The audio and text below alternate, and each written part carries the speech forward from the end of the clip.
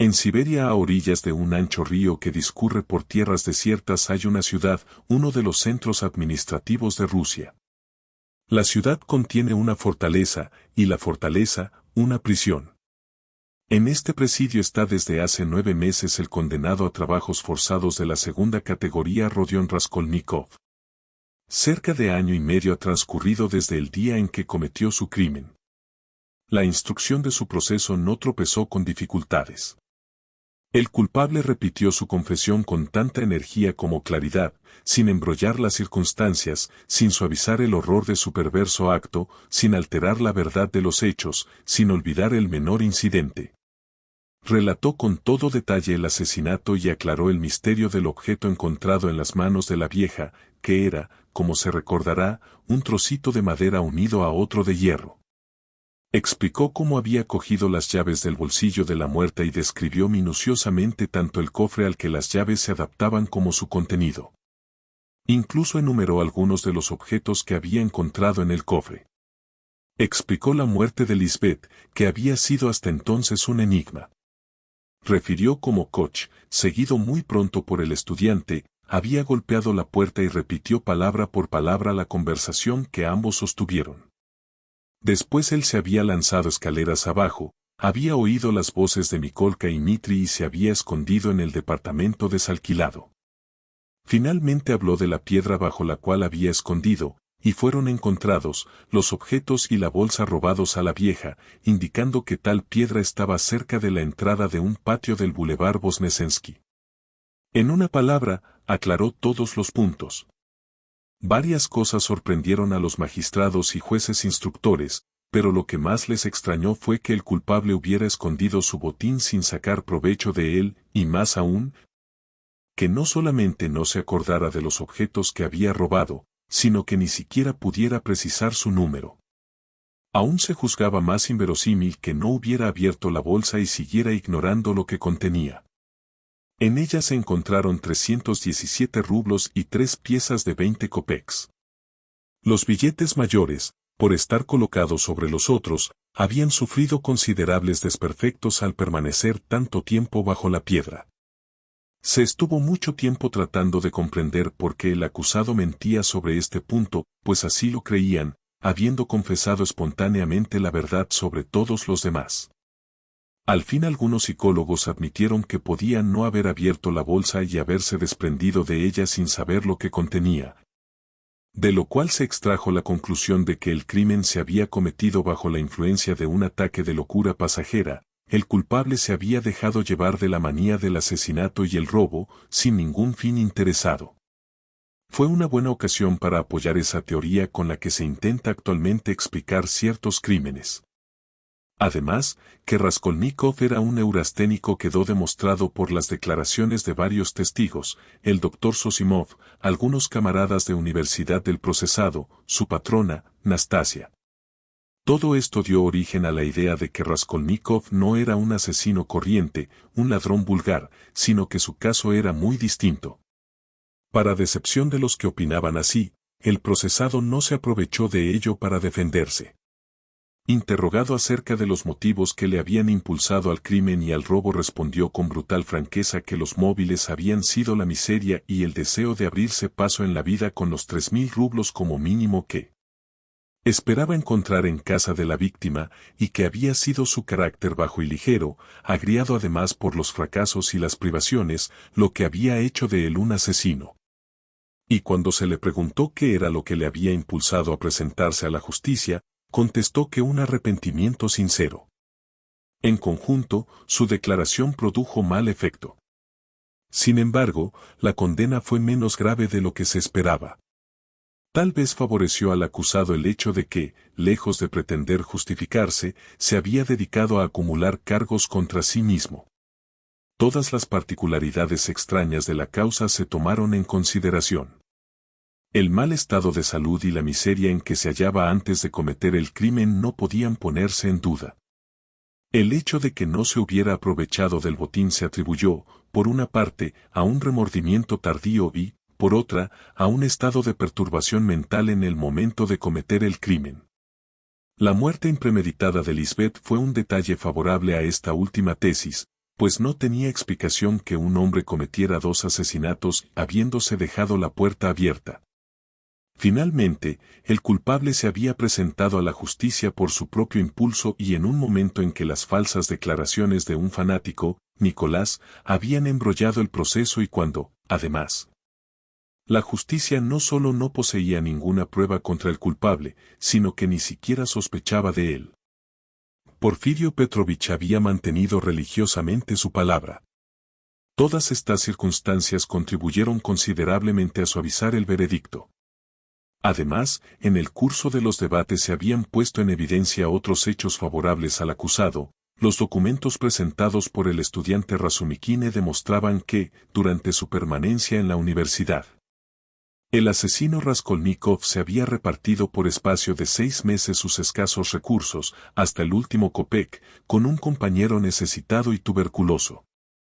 Cuando éste murió, Raskolnikov prestó toda la ayuda posible al padre del difunto, un anciano que era ya como un niño y del que su hijo se había tenido que cuidar desde que tenía 13 años. Rodia consiguió que lo admitieran en un asilo y más tarde, cuando murió, pagó su entierro. Todos estos testimonios favorecieron en gran medida al acusado. La viuda de Sarnitsine, su antigua patrona y madre de la difunta prometida, acudió también a declarar y dijo que en la época en que vivía en las 5 esquinas, teniendo a Raskolnikov como huésped, una noche se había declarado un incendio en la casa vecina, y su pupilo, con peligro de perder la vida, había salvado a 2 niños de las llamas, sufriendo algunas quemaduras. Esta declaración fue escrupulosamente comprobada mediante una encuesta, numerosos testigos certificaron su exactitud. En resumidas cuentas, que el tribunal, teniendo en consideración la declaración espontánea del culpable y sus buenos antecedentes, solo lo condenó a 8 años de trabajos forzados, segunda categoría. Apenas comenzaron los debates, la madre de Raskolnikov cayó enferma. Dunia y Razumikine consiguieron mantenerla alejada de Petersburgo durante toda la instrucción del sumario. Dmitri Prokofich alquiló una casa para las mujeres en un pueblo de las cercanías de la capital por el que pasaba el ferrocarril. Así pudo seguir toda la marcha del proceso y visitar con cierta frecuencia a Avdotia Romanovna. La enfermedad de Pulcheria Alejandrovna era una afección nerviosa bastante rara, acompañada de una perturbación parcial de las facultades mentales. Al volver a casa tras su última visita a su hermano, Duma encontró a su madre con alta fiebre y delirando.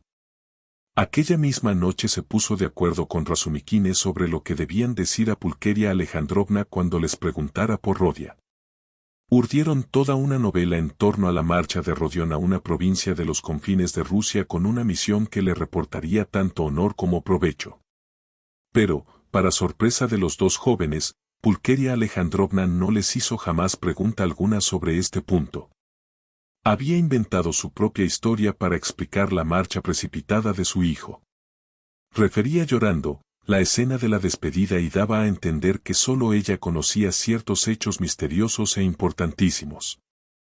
Afirmaba que Rodia tenía enemigos poderosos de los que se veía obligado a ocultarse, y no dudaba de que alcanzaría una brillante posición cuando lograse allanar ciertas dificultades. Decía a Razumikine que su hijo sería un hombre de Estado. Para ello se fundaba en el artículo que había escrito y que denotaba, según ella, un talento literario excepcional. Leía sin cesar este artículo, a veces en voz alta. No se apartaba de él ni siquiera cuando se iba a dormir. Pero no preguntaba nunca dónde estaba Rodia, aunque el cuidado que tenían su hija y Razumikine en eludir esta cuestión debía de parecer sospechosa. El extraño mutismo en que se encerraba Pulcheria Alejandrovna acabó por inquietar a Dunia y a Dmitri Prokofich. Ni siquiera se quejaba del silencio de su hijo, siendo así que, cuando estaban en el pueblo, vivía de la esperanza de recibir al fin una carta de su querido Rodia.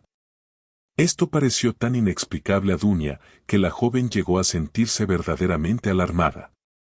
Se dijo que su madre debía de presentir que había ocurrido a Rodia alguna gran desgracia y que no se atrevía a preguntar por temor a oír algo más horrible de lo que ella suponía. Fuera como fuese, Dunia se daba perfecta cuenta de que su madre tenía trastornado el cerebro. Sin embargo, un par de veces Pulqueria Alejandrovna había conducido la conversación de modo que tuvieran que decirle dónde estaba Rodia.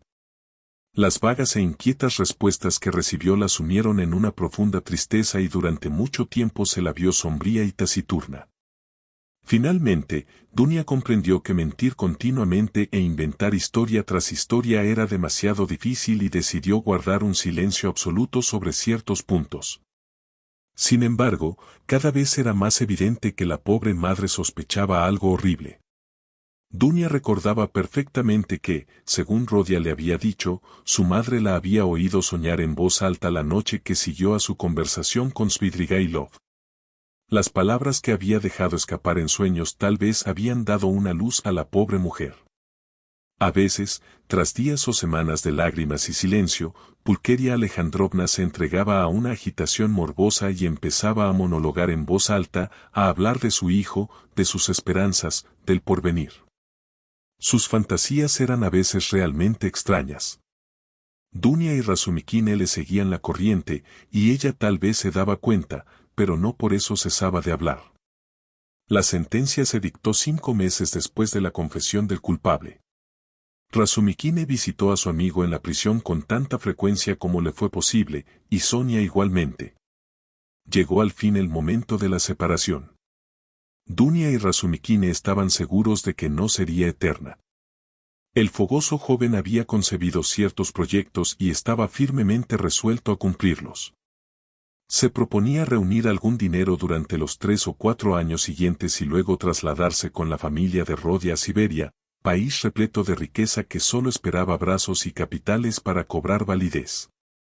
Se instalarían en la población donde estuviera Rodia y empezarían todos juntos una vida nueva. Todos derramaron lágrimas al decirse adiós. Los últimos días, Raskolnikov se mostró profundamente preocupado. Estaba inquieto por su madre y preguntaba continuamente por ella. Esta ansiedad acabó por intranquilizar a Dunia. Cuando le explicaron detalladamente la enfermedad que padecía Pulqueria Alejandrovna, el semblante de Rodia se ensombreció todavía más. A Sonia apenas le dirigía la palabra. Contando con el dinero que le había entregado Svidrigailov, la joven se había preparado hacía tiempo para seguir al convoy de presos de que formara parte Raskolnikov. Jamás habían cambiado una sola palabra sobre este punto, pero los dos sabían que sería así. En el momento de los últimos adioses, el condenado tuvo una sonrisa extraña al oír que su hermana y Razumikine le hablaban con entusiasmo de la vida próspera que les esperaba cuando él saliera del presidio. Rodia preveía que la enfermedad de su madre tendría un desenlace doloroso. Al fin partió, seguido de Sonia.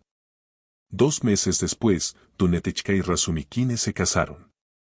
Fue una ceremonia triste y silenciosa. Entre los invitados figuraban Porfirio Petrovich y Samiotov.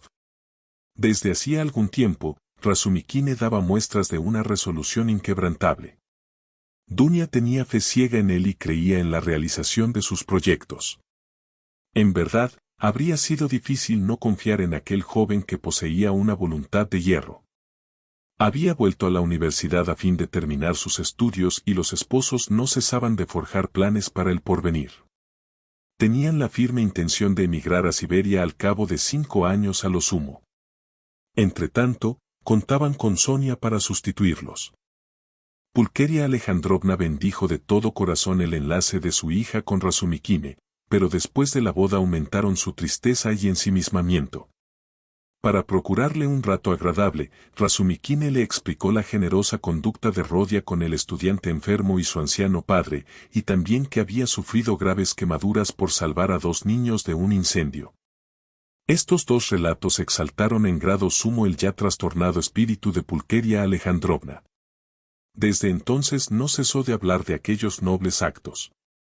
Incluso en la calle los refería a los transeúntes, en las tiendas, allí donde encontraba un auditor paciente empezaba a hablar de su hijo, del artículo que había publicado, de su piadosa conducta con el estudiaric, del espíritu de sacrificio que había demostrado en un incendio, de las quemaduras que había recibido, etc. Dunetechka no sabía cómo hacerla callar. Aparte el peligro que encerraba esta exaltación morbosa, podía darse el caso de que alguien, al oír el nombre de Raskolnikov, se acordara del proceso y empezase a hablar de él. Pulqueria Alejandrovna se procuró la dirección de los dos niños salvados por su hijo y se empeñó en ir a verlos. Al fin su agitación llegó al límite. A veces prorrumpía de pronto en llanto, la acometían con frecuencia accesos de fiebre y entonces empezaba a delirar. Una mañana dijo que, según sus cálculos, Rodia estaba a punto de regresar, pues, al despedirse de ella, él mismo le había asegurado que volvería al cabo de 9 meses. Y empezó a arreglar la casa, a preparar la habitación que destinaba a su hijo, la suya, a quitar el polvo a los muebles, a fregar el suelo, a cambiar las cortinas. Dunia sentía gran inquietud al verla en semejante estado, pero no decía nada e incluso la ayudaba a preparar el recibimiento de Rodia.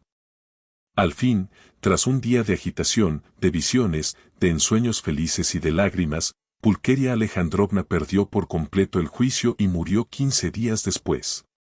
Las palabras que dejó escapar en su delirio hicieron suponer a los que le rodeaban que sabía de la suerte de su hijo mucho más de lo que se sospechaba. Raskolnikov ignoró durante largo tiempo la muerte de su madre. Sin embargo, desde su llegada a Siberia recibía regularmente noticias de su familia por mediación de Sonia, que escribía todos los meses a los esposos Razumikine y nunca dejaba de recibir respuesta.